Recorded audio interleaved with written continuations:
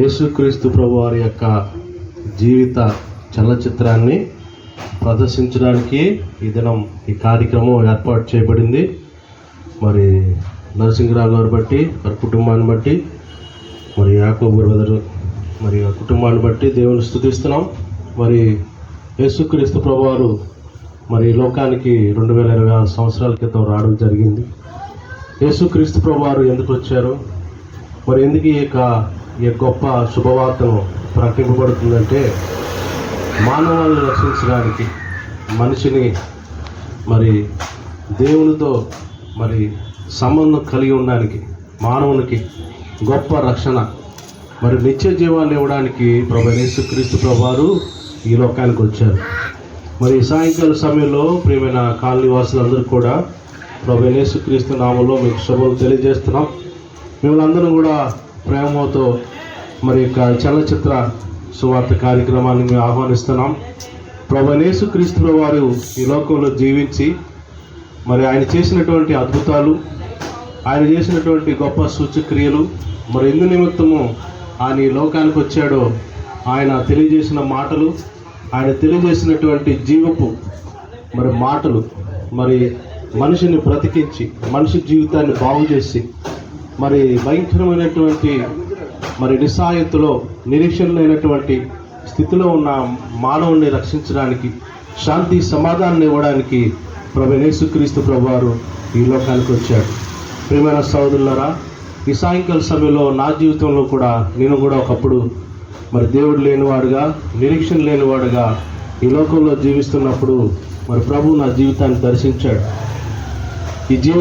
నా జీవితానికి అర్థం లేదు, ఏంటి నా జీవితం అని అనుకున్నప్పుడు నా జీవితానికి అర్థాన్ని తెలియజేసినటువంటి గొప్ప దేవుడు, సర్వశక్తిమంతుడైన యేసుక్రీస్తు ప్రభువారు మరి నా జీవితాన్ని మార్చివేశాడు. పాపం నుంచి, శాపం నుంచి విడిపించాడు. భయంకరమైన చెడువాట్ల నుంచి నా జీవితాన్ని విడిపించి ప్రభు మరి తను రక్షించుకొని మరి తను నా కొరకు ఆ శిలువలో మరణించినటువంటి కార్యం ద్వారా, శిలువలో చేసినటువంటి కార్యం ద్వారా మరి యేసు ప్రభు వారి యొక్క రక్తముతో నా ప్రతి ఒక్క పాపాన్ని, శాపాన్ని కడిగివేశాడని ఆ శుభప్రదమైన నిరీక్షణతో నా జీవితంలో ప్రభు వచ్చాడు, నా జీవితాన్ని మార్చివేశాడు. మరి గొప్ప శాంతి సమాధానాన్ని ఇచ్చాడు, పరిశుద్ధతనిచ్చాడు, పవిత్రతనిచ్చాడు, గొప్ప నిరీక్షణను నాకు అనుగ్రహించాడు. కాబట్టి మరి పరిశుద్ధ బైబిల్లో సెలవిస్తున్నట్టు దేవుడు లోకమును ఎంతో ప్రేమించెను కాగా తన అద్వితీయ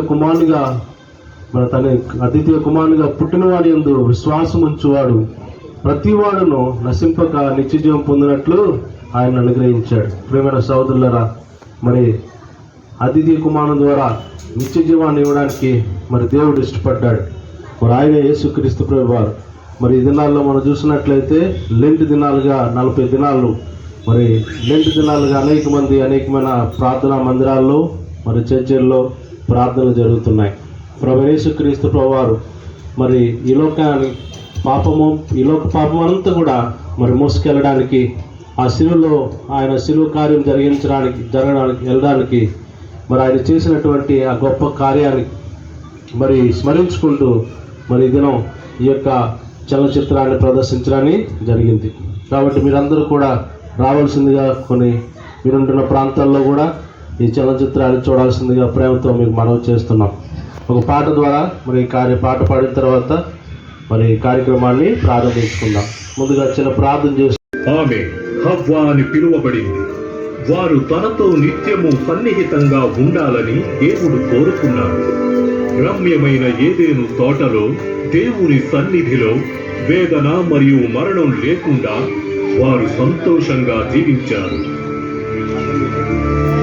ఈ తోటలోనున్న ఒక్క ఫలమును తప్ప ప్రతి ఫలమును నీవు తినవచ్చు ప్రకటించిరి.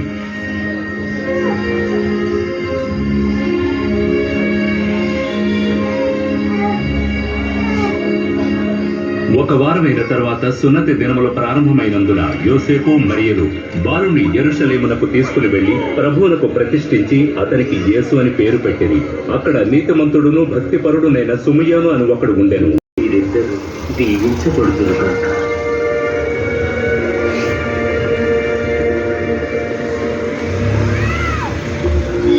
అంతట వారు మోషే ధర్మశాస్త్రము చొప్పున సమస్తము జరిగించిన తరువాత నజరేతను తమ ఊరికి తిరిగి వచ్చారు.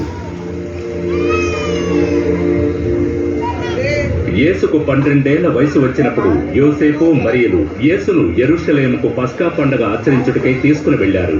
తిరుగు ప్రయాణంలో యేసు తమతోనే ఉన్నాడనుకునేది. అయితే యేసు యెరూషలేములోనే ఉండిపోయాను.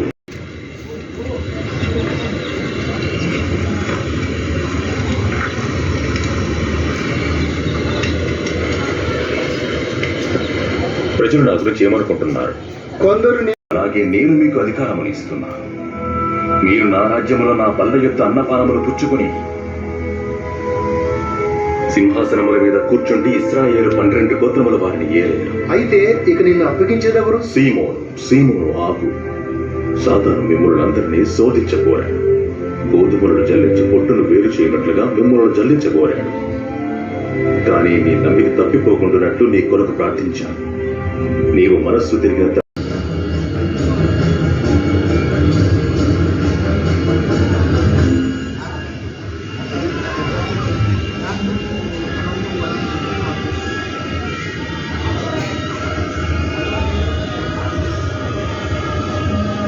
తండ్రి,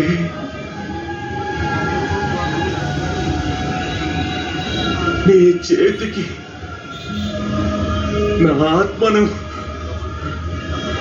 అప్పగిస్తున్నాను.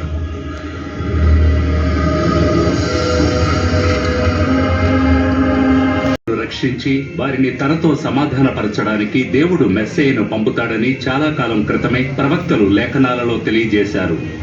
యేసే ఆ రక్షకుడని ఆయన జీవితం రుజువు చేస్తుంది. ఇదిగో కన్యక గర్భవతి అయి కుమారుని కనును అని యెషయా ప్రవక్త ప్రవచించాడు. దేవుని శక్తిచే కన్య అయిన మరియా గర్భము ధరించి యేసుకు జన్మనిచ్చింది. లేఖనాలలో వ్రాయబడినట్లు దేవుడు నా కుమారుడు అని చెప్పిన మెస్సయ్య ఈయనే అని చెప్పడానికి ఆశ్చర్యకరమైన ఆయన జననమే నిదర్శనము. ఇంతవరకు మరి యేసు ప్రభు వారి యొక్క జీవిత చరిత్రను చూసాం. అది చిన్న భాగం మాత్రమే. బైబిల్ పరిశుద్ధ గ్రంథం బైబిల్లో అయితే స్పష్టంగా ఆయన గురించి రాయబడింది. మరి నిన్ను నన్ను రక్షించడానికి ప్రభు యేసుక్రీస్తు వారి లోకానికి వచ్చిన వాక్యము నమ్మదగినది, అది పూర్ణాంగీకారమునకు యోగ్యమైనది. కాబట్టి మా జీవితాన్ని మార్చివేసిన దేవుడు పరిశుద్ధపరిచాడు, పవిత్రపరిచాడు. నిత్య రాజ్యంలోకి సదాకాలం ఆయనతో ఉంటామని ఆ శుభప్రదమైన నిరీక్షణతో మరి సాయంకాల సమయంలో మేము అదిగి వచ్చినాం. కాబట్టి చిన్న ప్రార్థన చేసి ఈ కార్యక్రమాన్ని ముగించుకుంటాం. ప్రేమ గల తండ్రి, జీవం గల దేవా, మీ స్తోత్రాలు చెల్లిస్తున్నాం. ఇప్పటి వరకు నీ బిడ్డలు చూసినటువంటి మరి నీ చలనచిత్ర జీవిత చరిత్రను బట్టి మీకు స్తోత్రాలు. లోక సువార్త నుంచి మరి తీయబడినటువంటి చలనచిత్రాన్ని బట్టి వందనాలు.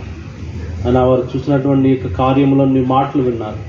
ఎవరైతే విన్నారో, ఎవరి చెవులు పడిన ఉందో, ఎవరి హృదయాలను తాకినదో ప్రభా, వారి జీవితాల్లో మీ రక్షణ కార్యం జరిగించి నీవే ప్రభువుగా, రక్షకుడిగా, దేవుడిగా అంగీకరించి రక్షణ పొందడానికి సహాయం చేయి.